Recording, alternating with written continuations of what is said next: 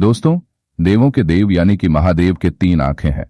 यह तो हम सभी जानते हैं और यही वजह है कि भगवान शिव को त्रिलोचन के नाम से भी जाना जाता है। धर्म ग्रंथों के अनुसार महादेव अपनी तीसरी आंख का इस्तेमाल तभी करते हैं जब उन्हें सृष्टि का विनाश करना होता है। परंतु दोस्तों, क्या आप जानते हैं कि भगवान शिव की यह तीसरी आंख कैसे और उन्हें कब मिली? अगर नहीं तो वीडियो के अंत तक बने रहे। नमस्कार, एक बार फिर से स्वागत है आपका टेलविल पर। दोस्तों, महाभारत के 6ठे खंड के अनुशासन पर्व में वर्णित एक कथा के अनुसार एक बार देवों के देव महादेव हिमालय पर्वत पर देवता, ऋषि मुनियों और ज्ञानी लोगों के साथ एक सभा में व्यस्त थे। उधर जब काफी देर तक माता पार्वती को महादेव नहीं दिखाई दिए तो वे भी हिमालय पर्वत पहुंच गई। वहां पहुंचकर जब उन्होंने अपने स्वामी अर्थात महादेव को एक सभा में बैठा हुआ देखा तो उनके मन में मजाक करने का विचार आया। फिर क्या था, वह चुपके से महादेव के पीछे गई और अपने दोनों हाथों से उनकी आंखें बंद कर दीं। दोस्तों, यहां आपको बता दूं कि पुराणों में महादेव के एक आंख को सूर्य तो दूसरी आंख को चंद्रमा बताया गया है, जिसकी वजह से जब माता पार्वती ने भगवान शिव की दोनों आंखें बंद कर दीं तो पूरी सृष्टि में अंधेरा छा गया, जिसकी वजह से हाहाकार मच गया और जीव जंतु छटपटाने लगे। तीनों लोगों की ऐसी स्थिति देखकर भगवान शिव विचलित हो गए और उन्होंने अपने माथे के मध्य से एक ज्योतिपुंज प्रकट किया, जिसके बाद पूरी सृष्टि में उजाला हुआ। उधर जब माता पार्वती को अपनी गलती का एहसास हुआ तो वह शिव जी की आंखों से अपने दोनों हाथ हटा ली और बोली, स्वामी, मुझसे बहुत बड़ी गलती हो गई। मैंने जानबूझकर आपकी आंखें बंद नहीं की थी। अगर मुझे पहले से पता होता तो मैं ऐसी गलती भला क्यों करती। कृपा कर मुझे क्षमा कर दें। माता पार्वती की बातें सुनकर शिव जी ने माफ कर दिया। फिर भगवान शिव ने अपने दोनों आंखों की खुलते उस ज्योतिपुंज को तीसरी आंख बना दिया। उसी दिन से भगवान शिव के 3 नेत्र हो गए और वे त्रिलोचन के नाम से जाने जाने लगे।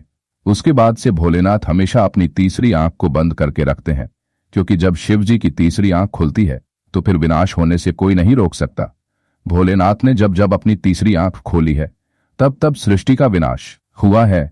या फिर यह भी कहा जा सकता है कि भगवान शिव अपनी तीसरी आंख अधिक क्रोधित होने पर ही खोलते हैं। पौराणिक कथा की माने तो एक बार दक्ष प्रजापति ने भव्य हवन का आयोजन किया। इस हवन में उन्होंने भोलेनाथ और माता सती को न्योता नहीं भेजा, फिर भी माता सती वहां पहुंच गईं। हवन के दौरान वहां देवों के देव महादेव का अपमान किया गया। तब पति का अपमान होता देख माता सती उसे सहन ना कर सकीं और उन्होंने आत्मदाह कर लिया।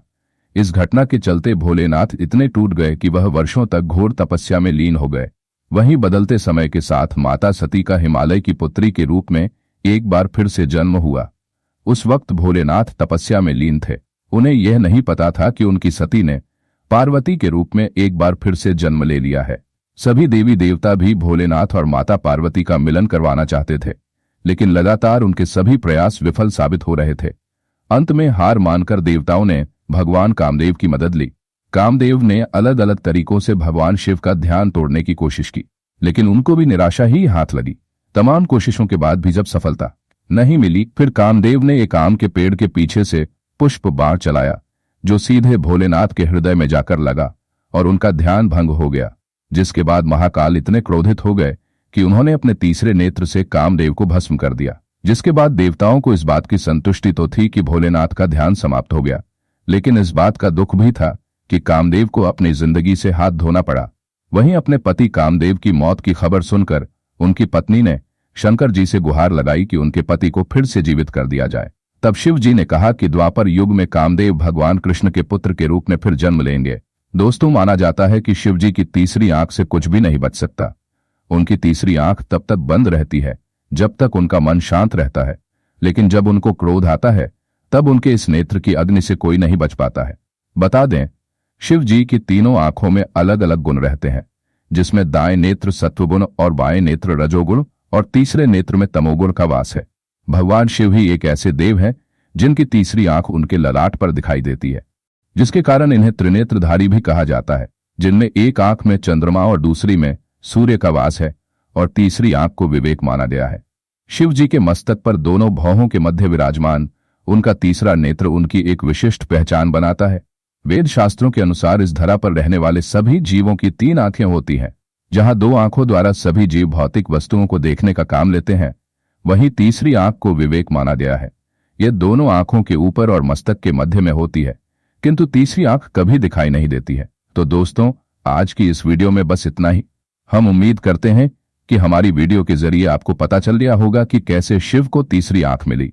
हमें कमेंट करके जरूर बताएं कि आपको वीडियो कैसी लगी। अगर यह वीडियो पसंद आई हो तो इसे लाइक और शेयर जरूर कीजिएगा।